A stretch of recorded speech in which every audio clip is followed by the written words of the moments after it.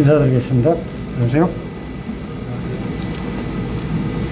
예, 내일부터 연휴가 시작되는데요. 이번 연휴는 다른 때와는 달리 코로나 때문에 가정에서 말씀과 함께하는 그러한 아주 귀한 이런 시간이 되었으면 좋겠습니다. 오늘 말씀은 마태복음 4장입니다. 마태복음 4장 1절로 11절까지 읽어드리겠습니다.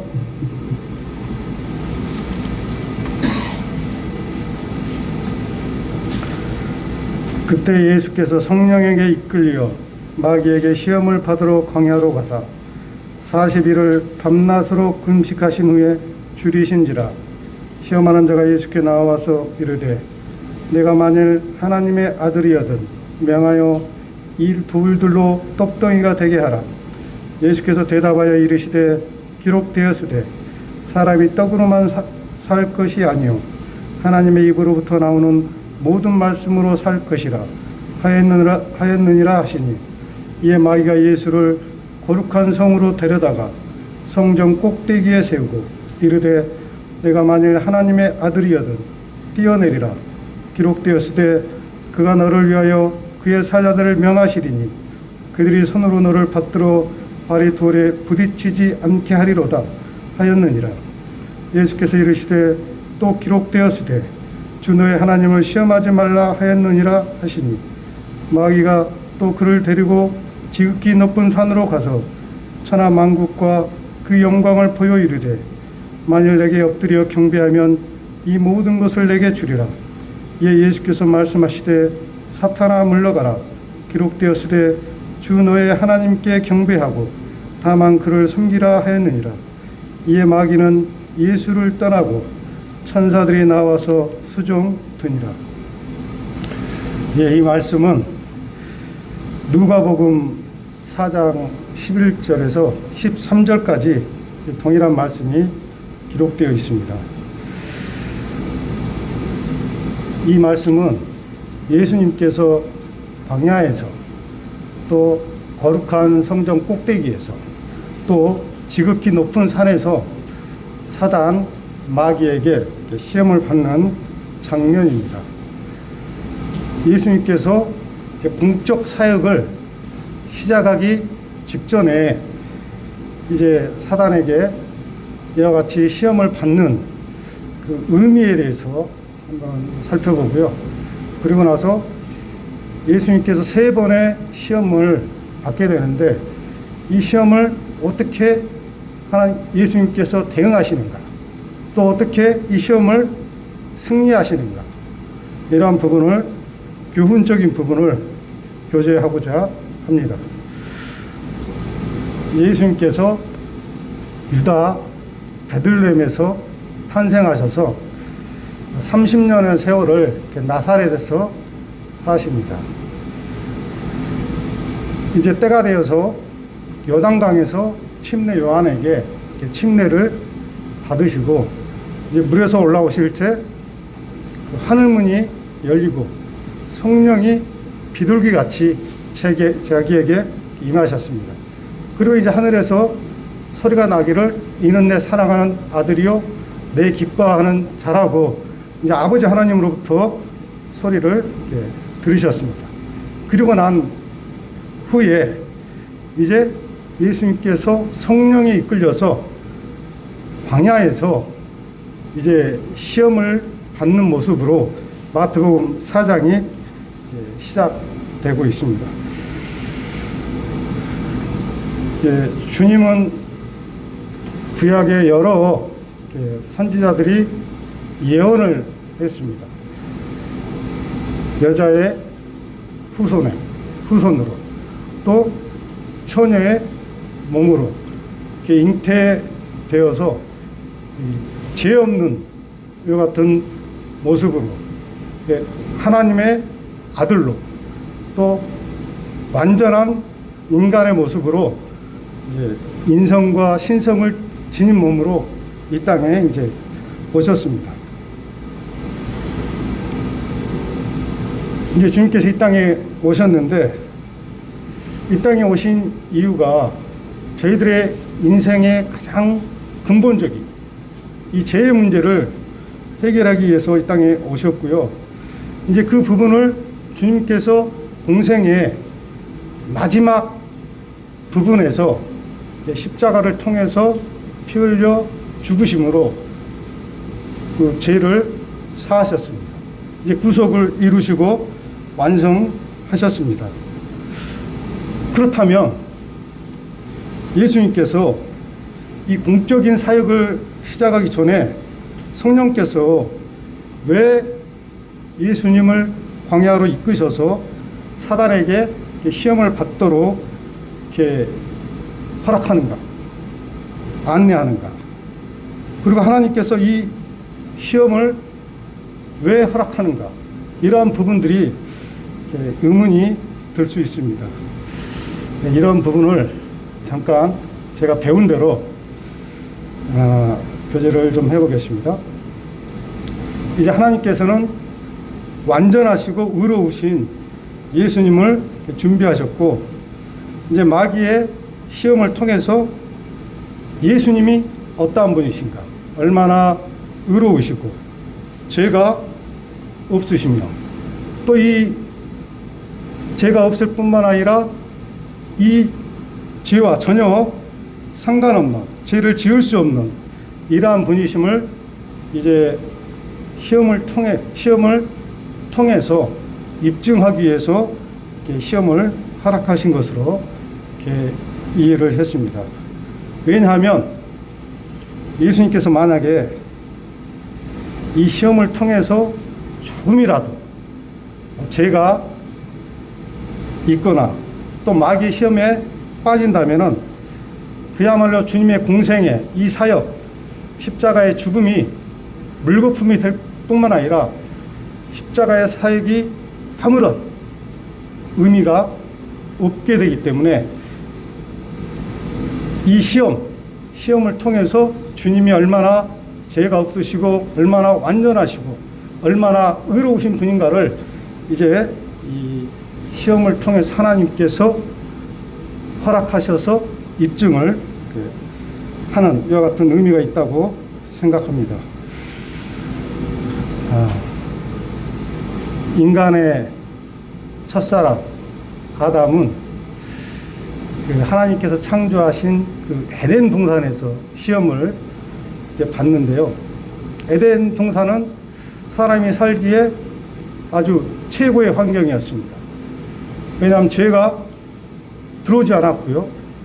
또 모든 만물들, 식물들, 또 동물들, 가축들이 죄가 들어오지 않아서 아주 오염되지 않는 그러한 환경이었습니다. 그런데 그 환경 속에서, 최적의 환경 속에서 마귀에게 시험을 받았을 때 넘어지고 실패했습니다. 근데 예수님은, 지금 예수님 상황은 성령에 이끌려서 지금 광야에 와 있거든요. 이 광야는 황량하고 척박하고 굉장히 열악한 이러한 환경입니다. 그런데 예수님은 사단의 시험을 어떻게 합니까? 사단의 시험에 빠지지 않고 이 시험에서 능히 승리하시는 이와 같은 주님이신 것을 이 시험을 통해서 입증을 하고 있습니다. 그리고 이제 히브리서 기자는 히브리서를 통해서 예수님은 우리를 위한 대제사장으로서 일을 하고 계시는 분이시다, 이렇게 소개를 하고 있거든요. 그 말씀을 한 몇 구절 보겠습니다. 히브리서 4장 15절 한번 볼까요? 히브리서 4장 15절 한번 보겠습니다.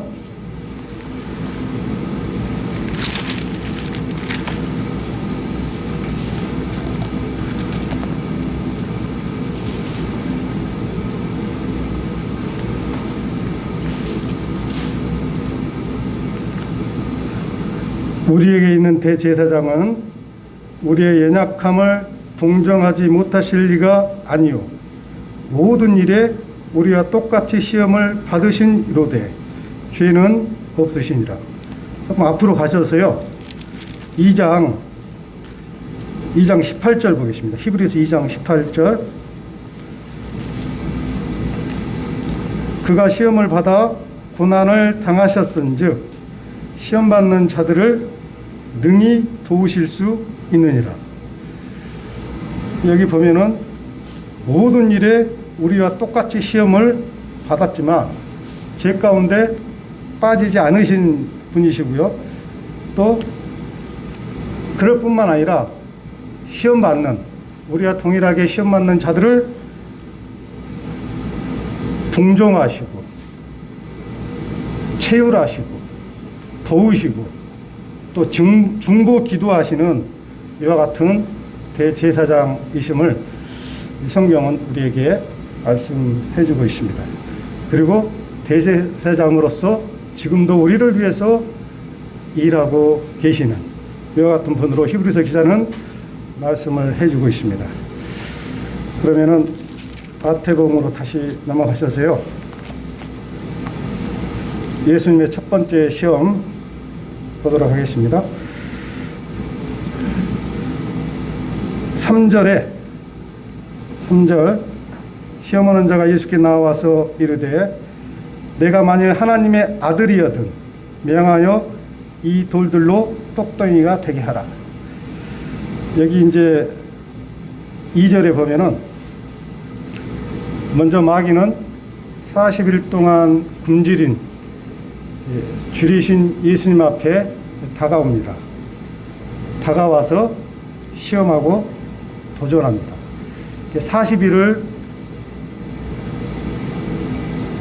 줄였으면 그 몸 상태가 어떻겠습니까? 얼마나 지치고 얼마나 배가 고프고 얼마나 연약한 그런 가운데 있겠습니까? 그러할 때 지금 마귀가 예수님 앞에 와서 가장 약한 부분, 이 부분을 지금 공격하고 무너뜨리기 위해서 시험하고 있는 그러한 지금 상황입니다.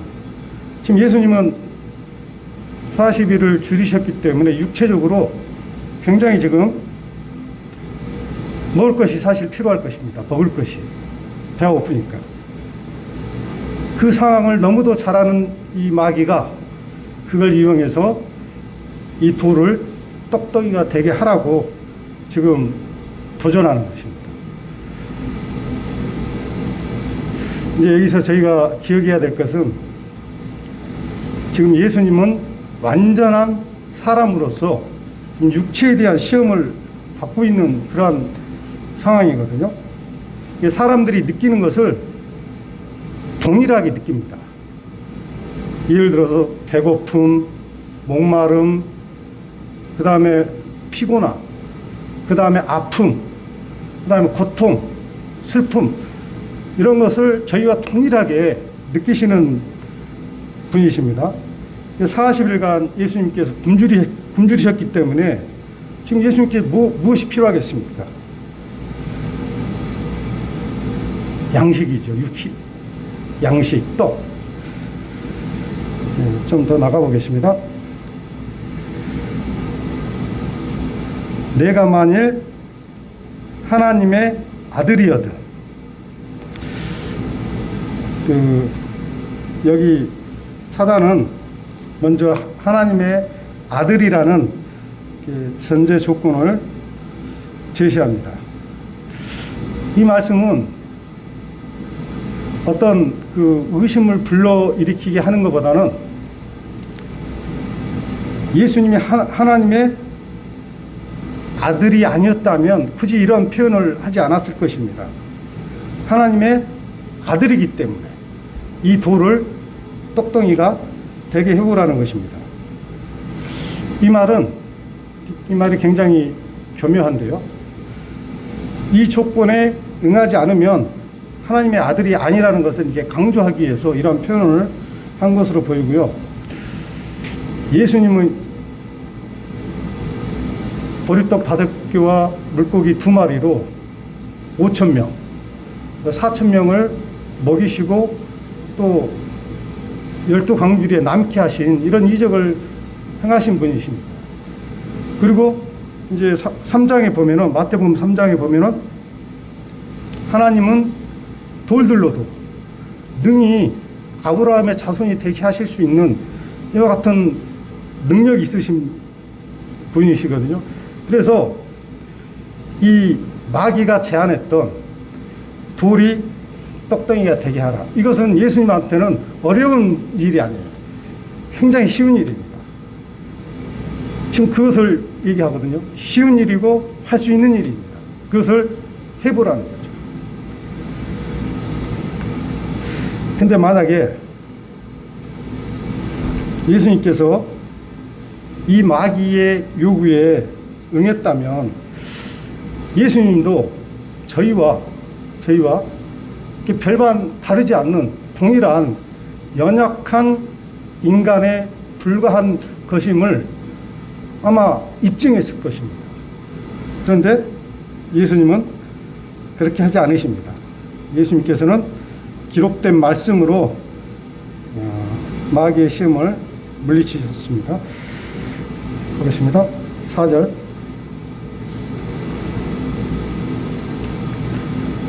예수께서 대답하여 이르시되 기록되었으되 사람이 떡으로만 살 것이 아니요 하나님의 입으로부터 나오는 모든 말씀으로 살 것이라 하였느니라. 이 말씀은 저희가 잘 아시는 대로 신명기 8장 3절에 있는 말씀입니다. 이 말씀을 통해서 이제 물리치셨는데요. 주님은 사단의 관계, 사단의 계계를 너무도 잘 알고 계십니다. 그래서 그 시험에 빠져들지 않을 뿐만 아니라 기록된 말씀으로 대응하시고 승리하시는 이와 같은 우리 주님의 지혜와 또 그 능력 앞에 찬양을 드립니다. 이 예수님의 이와 같은 그 대응 또 승리를 통해서 저희가 이제 교훈적으로 한번 생각해 봤던 말씀이 있는데요. 마태복음 6장으로 한번 가보겠습니다. 마태복음 뒤로 넘기셔서 6장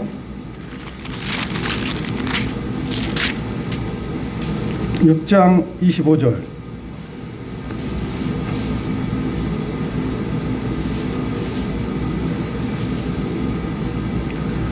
그러므로 내가 너희에게 이르노니 목숨을 위하여 무엇을 먹을까 무엇을 마실까 몸을 위하여 무엇을 입을까 염려하지 말라. 목숨이 음식보다 중하지 아니하며 몸이 의복보다 중하지 아니하냐.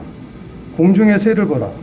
심지도 않고 거두지도 않고 창고에 모아들이지도 아니하되 너희 하늘 아버지께서 기르시나니 너희는 이것들보다 귀하지 아니하냐. 31절로 보겠습니다. 31절. 그러므로 염려하여 이르기를 무엇을 먹을까 무엇을 마실까 무엇을 입을까 하지 말라. 이는 다 이방인들이 구하는 것이라. 너희 하늘 아버지께서 이 모든 것이 너희에게 있어야 할 줄 아시느니라. 그런즉 너희는 먼저 그의 나라와 그의 의를 구하라. 그리하면 이 모든 것을 너희에게 더하시리라. 마귀는 종종 우리의 어떤 육체적인 욕구를 이렇게 도전합니다. 그것을 우리에게 필요를 채우도록 이렇게 요구하고 도전하는데요. 여기서는 먹는 것, 또 입는 것, 의식주, 먹고 입고 또는 자는 이런 것으로 우리가 만족하고 행복할 수 있다. 이렇게 지금 속삭이거든요. 그러나 믿는 그리스도인들은 여기 있는 대로 먼저 그의 나라와 그의 의, 우리의 우선순위가 어디에 두어야 하느냐 이런 것을 교훈하고 있다고 생각이 듭니다. 이 세상이나 이 세상에 있는 것은 잠시뿐입니다. 지나가는 것입니다. 그리고 이 세상은 불의하고 의롭지 못합니다. 롯이 그 세상을 사랑했잖아요. 그래서 그 소돔 성에서 살았는데 소돔 성의 특징이 죄악이 관영한 것입니다. 그래서 하나님께서 이 소돔 성을 이제 불과 유황으로 심판하십니다. 그래서 이 세상도 이 세상이 얼마나 악합니까? 얼마나 죄악됩니까? 이 세상도 소돔과 고모라가 멸망했던 것처럼 이제 주님께서 베드로후서인가요? 그때 세상은 물의 넘침으로 멸망하였으되 이제 동일한 말씀으로 이제 불사르기 하여 간수하신 바 되었다. 이런 표현들이 있습니다. 이 세상은 종국에는 장차 하나님께서 심판하실 것입니다. 그래서 우리의 마음이 어디에 두고 살아야 되느냐? 하나님의 나라와 하나님의 의를 두고 살아야 되느냐? 아니면 우리가 이 세상에 먹고 마시고 입고 또 우리가 좋은 집에 이런 것에 우리가 마음을 두고 살아야 되느냐? 지금 우선순위를 어디에 두고 우리가 살아야 되느냐? 이러한 부분들을 이렇게 예수님의 첫 번째 시험을 통해서 육체에 관한 시험을 통해서 교훈을 받게 됩니다. 두 번째 시험을 한번 가보겠습니다. 다시 마태복음 4장 보겠습니다. 4장 5절 6절인데요. 이에 마귀가 예수를 거룩한 성으로 데려다가 성전 꼭대기에 세우고 이르되 내가 만일 하나님의 아들이여든 뛰어내리라 기록되었을 때 그가 너를 위하여 그의 사자들을 명하시되 그들이 손으로 너를 받들어 발이 돌에 부딪히지 않게 하리로다 하였느니라.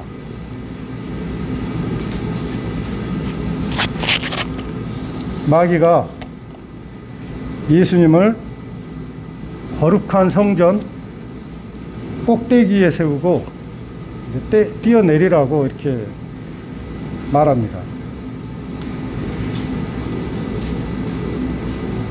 여기 거룩한 성은 그 누가복음에 보면은 그 예루살렘에 있는 성, 그 예루살렘 성전인 것을 저희가 이제 알 수가 있습니다. 누가복음 4장 9절인가요? 보면 이 성이 이제 예루살렘 성전인 것을 알 수 있고요. 이 성에서 뛰어내리라고 합니다. 예수님께서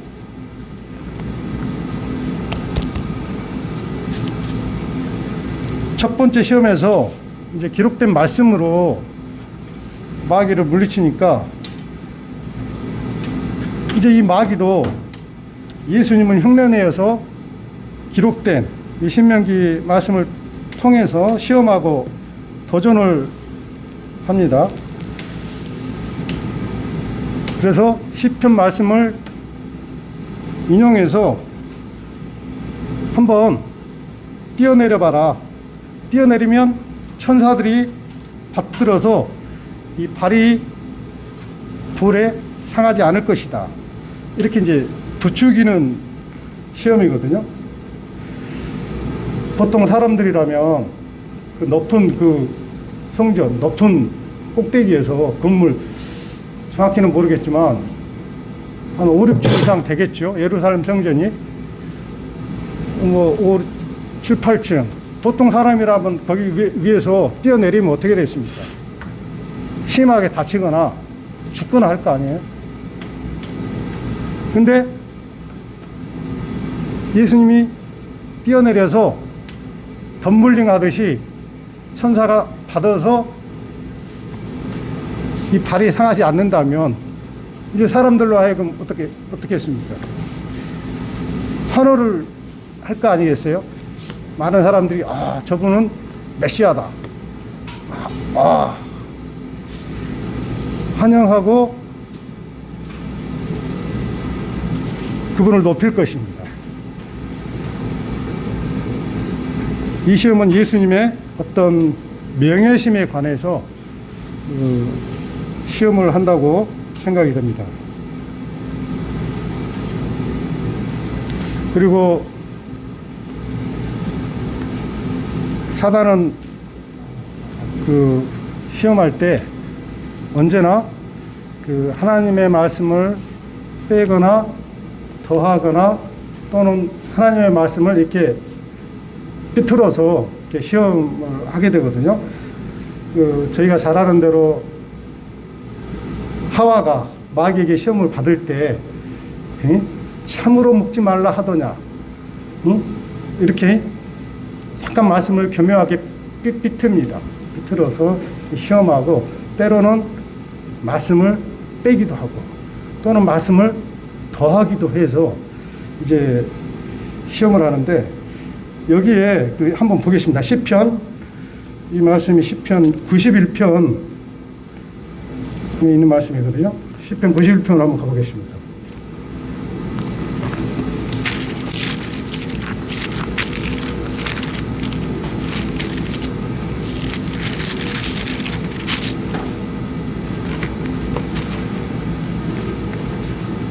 (91편) 11절 12절입니다. 그가 너를 위하여 그의 천사들을 명령하사 내 모든 길에서 너를 지키게 하심이라. 그들이 그들의 손으로 너를 붙들어 발이 돌에 부딪히지 아니하게 하리로다. 여기서 이 말씀을 마귀가 인용해서 예수님한테 얘기를 했잖아요. 근데 여기서 그 빼먹은 말씀이 있습니다. 내 모든 길에서, 이 말씀을 빼고 시험을 했거든요. 마귀는 뛰어내리면 천사들이 받들어서 발이 상하지 않을 것이다 했는데, 여기서는 내 모든 길입니다. 그래서 하나님께서는 이 말씀을 메시아께서 어떠한 상황에서 모든 길에서 지키시고 보호하시겠다는 약속의 말씀이거든요. 근데 마귀는 성전 꼭대기에서 떼내리면 받들어서 안전할 것이다. 물론 그 말도 맞지만 그것뿐만 아니라 어떠한 상황에서도 하나님은 메시아를 지키시고 보호하신다. 그 말씀입니다. 그래서 우리가 하나님 말씀을 분명히 알아야 됩니다. 분명히 알지 못하면 저희가 넘어질 수 있는데, 예수님은 마귀의 계계를 너무도 잘 알고 있었고, 또 거기에 예수님께서 대응을 하지 않는 이와 같은 상황을 보게 됩니다. 7절에 마태복음 4장으로 보겠습니다. 7절에 이렇게 예수님께서 대응하시죠.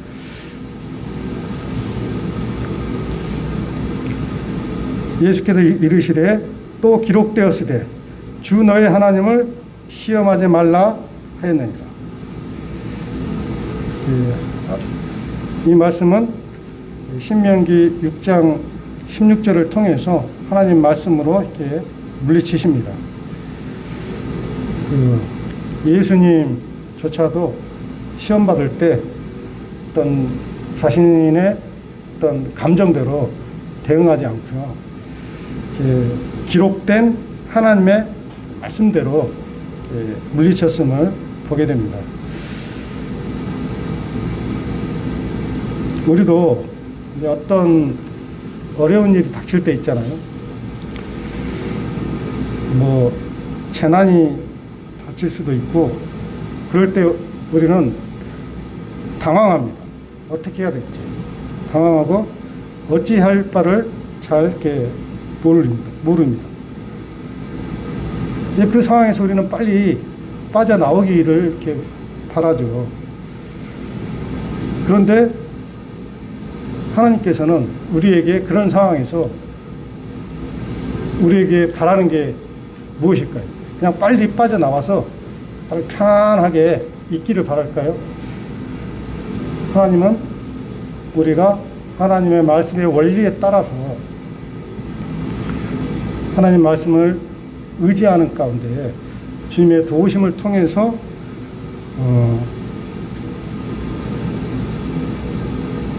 해결되기를 바라시는 이와 같은 하나님이신 것을 보게 됩니다.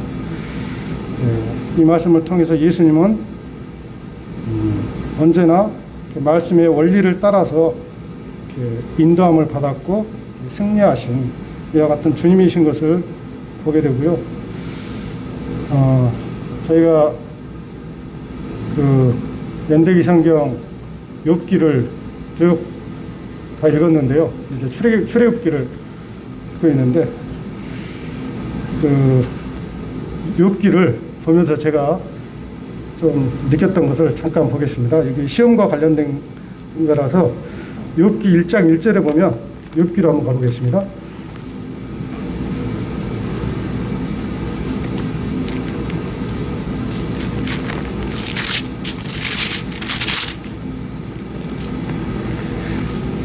욥기 1장 1절에 욥에 대해서 이렇게 소개하고 있습니다. 1장 1절 그 중간절에 보면은 그 사람은 온전하고 정직하여 하나님을 경외하며 악에서 떠난 자라. 또 3절에 보면은 쭉 나오는데 그 뒷부분에 3절 뒷부분에 이 사람은 동방 사람 중에 가장 훌륭한 자라. 욥은 많은 재물과 또 10명의 자녀를 두고 있었고요.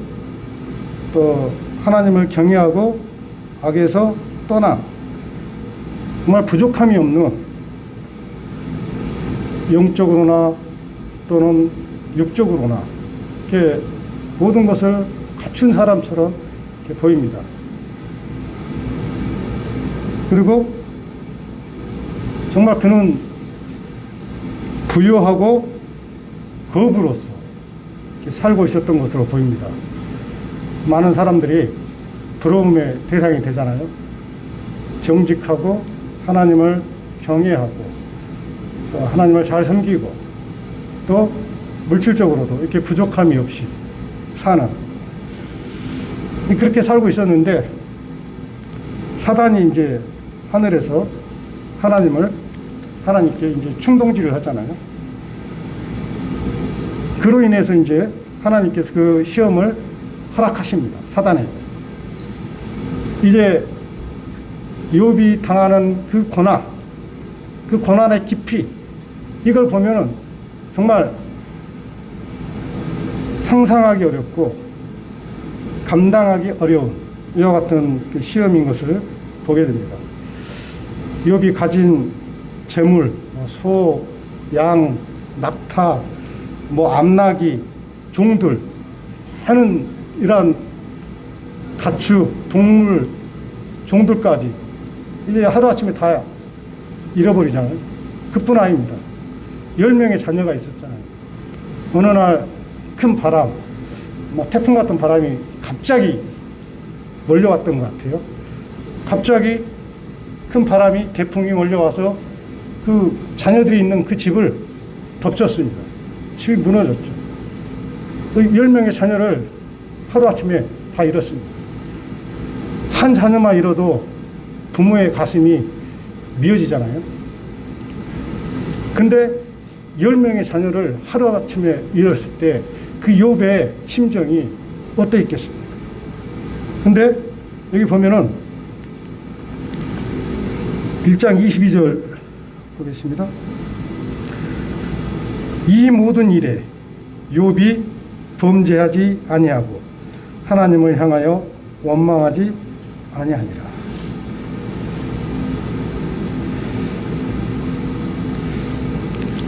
그리고 이제 또 뒤로 가보겠습니다. 그리고 이제 또 사탄이 하나님 앞에 또 충동질해서 그 몸에 대해서 이제 허락을 받습니다. 그래서 사탄이 이제 그 욥의 몸을 치잖아요. 그 8절 한번 보겠습니다. 7절, 2장 7절, 사탄이 여호와 앞에서 물러가서 욥을 쳐서 그의 발바닥에서 정수리까지 종기가 나게 한지라. 8절, 욥이 제 가운데 앉아서 질그릇 조각을 가져다가 몸을 긁고 있더니, 지금 여기 발바닥 있잖아요. 사람 몸의 가장 낮은 곳, 발바닥에서부터 정수리, 이 머리의 제일 꼭지입니다. 꼭지까지 종기가 나서 온몸이 종기가 난 것 같아요. 아마 물집 같은 게 생겼을 것 같아요. 그 몸이 아니었던 것 같습니다. 아주 처참하고 비참한, 얼굴을, 형체를 알아볼 수 없는 어떤 지금 욥의 상태가 지금 그런 상태인 것 같습니다. 그리고 욥과 함께 오랫동안 동반자, 아내로서, 동역자로서 살았던 그 아내가 이제 이런 말을 하잖아요. 그 9절 그 뒷부분에 보면은 하나님을 욕하고 죽으라. 그 상태가 얼마나 참 그 비참했으면 그 아내마저도 이제 그런 말을 하잖아요. 그런데도 욥은 10절에 이 모든 일에 욥이 입술로 범죄하지 아니하니라.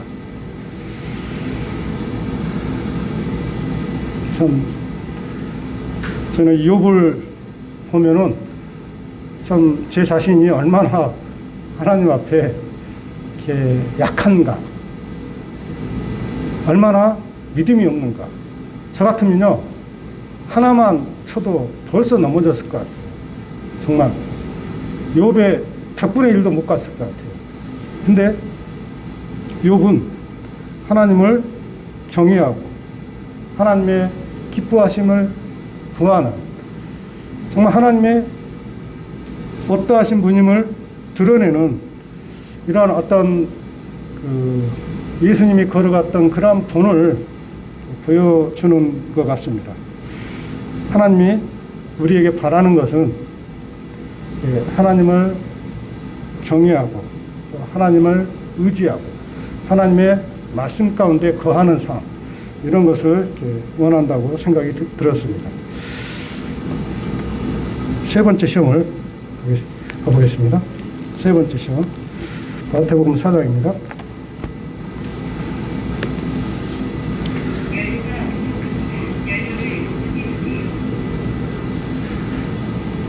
(8절) (9절입니다) 마귀가 또 그를 데리고 지극히 높은 산으로 가서 천하 만국과 그 영광을 보여 이르되 만일 내게 엎드려 경배하면 이 모든 것을 내게 주리라. 이 말씀이 그 누가복음 4장 9절에는 이 모든 권위와 그 영광을 내가 내게 주리라, 이렇게 표현하고 있습니다. 이제 마귀는 예수님을 지극히 높은 산으로 데려갔는데요. 높은 산으로 데려가서 천하 만국을 보여주면서 내게 절하면 천하 만국과 영광을 주겠다라고 이렇게 지금 시험하고 있거든요.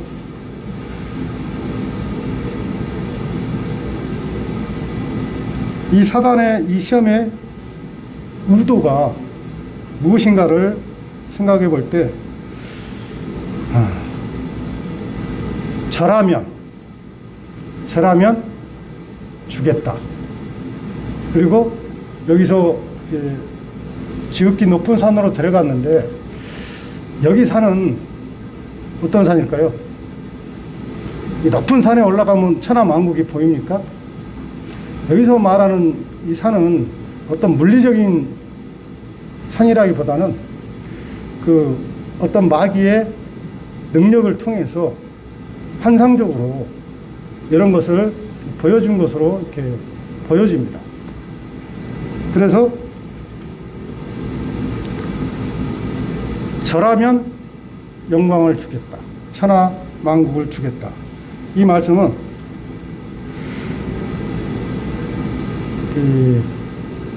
성경에서 계속해서 이렇게 증거하는 게 고난 뒤의 영광이거든요. 고난 뒤의 영광을 성경에서는 계속 가르치고 있고 말씀해 주고 있습니다. 예, 사단은 예수님께서 십자가에 갈 필요가 굳이 있느냐, 지금 이걸 말씀하고 있는 것 같습니다. 절만하면 그냥 손쉽게 천하 만국과 영광을 얻을 수 있을 텐데 왜 굳이 그 고난, 그 십자가의 길을 가려고 하느냐. 사단의 의도는 어떻게 해서라도 예수님께서 십자가에 가는 길, 그 길을 막으려고 하는 의도가 있는 것이 아닌가 이렇게 생각하고요. 주님이 고난을 통해서, 십자가의 죽음을 통해서 이제 하나님으로부터 영광을 받으십니다. 근데 그것을 사단은 어떻게 해서라도 막으려고 하는 것이죠. 고난 없이 영광. 이 말씀을 보면은 저희가 이제 요셉 있잖아요. 요셉이 예수 그리스도를 잘 이렇게 보여주고 있습니다. 요셉도 그 형들한테 팔렸고 미디안 상인들한테 팔려서 애굽에서 계속 고난을 받습니다. 그가 총리 되기 전까지 고난 뒤에 이제 총리가 되어서 영광을 받고 이제 구원하는 그 애국과 온 나라가 이제 그 기근이 들었을 때 그때 이제 그 총리로서 그 백성들을 구원하는데 사용하잖아요. 그것처럼 고난 뒤에 영광이 있는 것을 이렇게 성경을 통해서 보게 되고요. 그리고 이제 저희가 잘 아는 대로 그 마태복음 16장인가요? 16장에 보면은 이제 주님께서 예루살렘에 올라가서 뭐 대제사장들, 장로들에게 고난을 받고 죽은 지 3일 만에 살아날 것을 이제 제자들에게 얘기하니까 베드로가 그랬잖아요. 그리하지 마십시오. 예수님께서 베드로야 하지 않고 사단아 내 뒤로 물러가라 이렇게 말씀하셨는데 우리 주님은 반드시 고난을 통과해야 되십니다. 십자가. 그래야 인류의 모든 죄, 주님께서 오신 그와 같은 목적을 이루시고 고난 뒤에 영광을 받으셔야 했기 때문에 지금 사단은 그런 고난 필요 없이 절만하면 영광을 주겠다. 근데 영광을 줄 수 있는 분이 아니시죠. 천지를 창조하신 분이 천지의 주인이 하나님이십니다. 그리고 모든 권세를 가지고 계십니다. 주님이. 한 구절 볼까요? 로마서 13장에 한번 보겠습니다.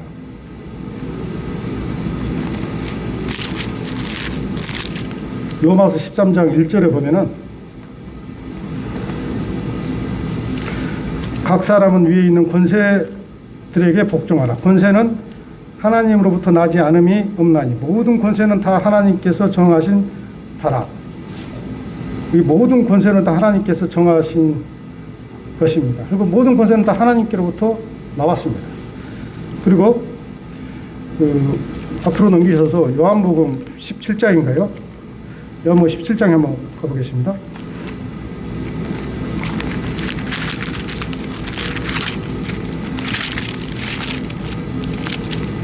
요한복음 17장 2절에 보면은 17장 2절 중반절에 보면은 만민을 다스리는 권세를 아들에게 주셨음이로다.